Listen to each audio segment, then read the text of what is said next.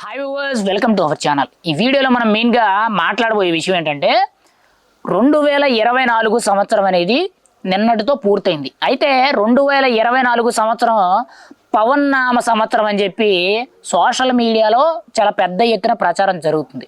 ఎలాగానంటే 2024లో కీలకంగా చూసుకుంటే మెయిన్గా 2024 ఎన్నికల్లో పవన్ కళ్యాణ్ పొత్తు పెట్టుకొని ఎన్ని స్థానాలకు పోటీ చేస్తే అన్ని స్థానాలు కూడా 100% స్ట్రైక్ రేటుతో గెలవడం జరిగింది. అక్కడ కీలకమైన మలుపు పడ్డది. ఆ తర్వాత కీలకంగా చూసుకుంటే ఏపీకి డిప్యూటీ సీఎం 5 శాఖలు తీసుకోవడం జరిగింది. ఇక్కడి నుంచి కూడా చాలా కీలకమైన మార్పులు అయితే వచ్చాయని మనం అయితే చెప్పుకోవచ్చు.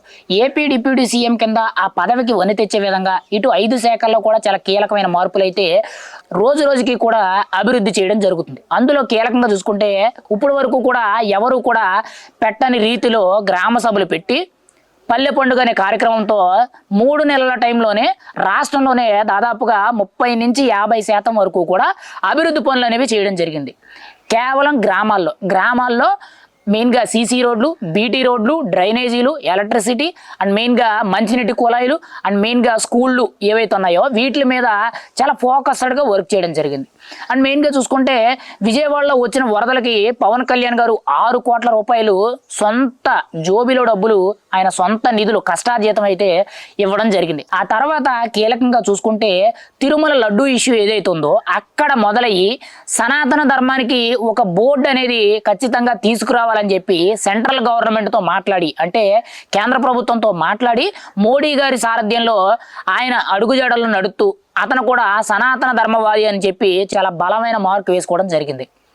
ఆ తర్వాత కీలకంగా చూసుకుంటే పిఠాపురంలో సభ పెట్టి ప్రత్యేకించి కూడా తన ప్రభుత్వంలో ఉన్న డొల్లతనాన్ని బయటపెట్టి నేను హోంమంత్రిత్వ శాఖ తీసుకుంటే పరిస్థితి వేరే విధంగా ఉంటుంది, దయచేసి అర్థం చేసుకొని లా అండ్ ఆర్డర్ని కంట్రోల్ చేయండి, సోషల్ మీడియాని అదుపులో పెట్టండి అని చెప్పి చాలా తీవ్రమైన వ్యాఖ్యలు చేయడం జరిగింది. ఆ తర్వాత కీలకంగా చూసుకుంటే జగన్మోహన్ రెడ్డి ఆస్తులకు సంబంధించి సరస్వతి భూములు ఏవైతే ఉన్నాయో వాటిని సందర్శించడం, మెయిన్గా అందులో ప్రభుత్వ ఆస్తులు ఎంత ఉన్నాయో అవన్నీ కూడా లెక్క కట్టి బయటకు తీసుకొని అవన్నీ కూడా సీజ్ చేయడం జరిగింది. అంటే ప్రభుత్వ ఆస్తులు ఏవైతే జగన్మోహన్ రెడ్డి ఆక్రమించి ఆ సరస్వతి భూముల్లో కలుపుకున్నారో అవన్నీ కూడా వెనక్కి తీసుకోవడం జరిగింది. అండ్ నెక్స్ట్ కీలకంగా చూసుకుంటే మహారాష్ట్ర ఎన్నికల్లో కీలకంగా 11 స్థానాలకి ప్రచారం చేస్తే 11 స్థానాలు కూడా 100% స్ట్రైక్ రేటుతో వన్ సైడ్గా గెలవడం జరిగింది. ఇక్కడ కూడా పవన్ కళ్యాణ్ తన రికార్డ్ అనేది సృష్టించుకోవడం జరిగింది. అండ్ మెయిన్గా చూసుకుంటే 2024 సంవత్సరాన్ని మొత్తం కూడా చూసుకుంటే గూగుల్లోని అత్యంత పాపులర్ పొలిటీషియనే కానీ పాపులర్ సినిమా హీరో కింద ఎవరి పేరు ఎక్కువ సెర్చ్ చేశారు అని అంటే పవన్ కళ్యాణ్ పేరు అక్కడ ప్రపంచవ్యాప్తంగా ఒక మంచి రికార్డ్ అయితే సాధించడం జరిగింది. అంటే పవన్ కళ్యాణ్ రాజకీయం గురించి, అసలు పవన్ కళ్యాణ్ ఎవరు, మెయిన్గా సనాతన ధర్మం గురించి, తిరుపతి లడ్డూ ఇష్యూ గురించి ఇలా కీలక అంశాల్లో పవన్ కళ్యాణ్ అంటే ఎవరు, ఏ రాష్ట్రానికి చెందిన వ్యక్తి, గతంలో ఏం చేసేవాడు, ఇప్పుడు ఏం చేస్తున్నాడు, అతనిది ఏ పార్టీ అనేటట్టు ప్రతి ఒక్క విషయం కూడా గూగుల్లో సెర్చ్ చేసి తెలుసుకోవడం జరిగింది. అలా సెర్చ్ చేసిన వ్యక్తుల్లో చాలా మోస్ట్ పాపులర్ వ్యక్తుల్లో ప్రపంచంలోనే రెండో వ్యక్తి పవన్ కళ్యాణ్ అనే వ్యక్తి అక్కడ చాలా కీలకమైన రికార్డ్ అనేది సాధించడం జరిగింది.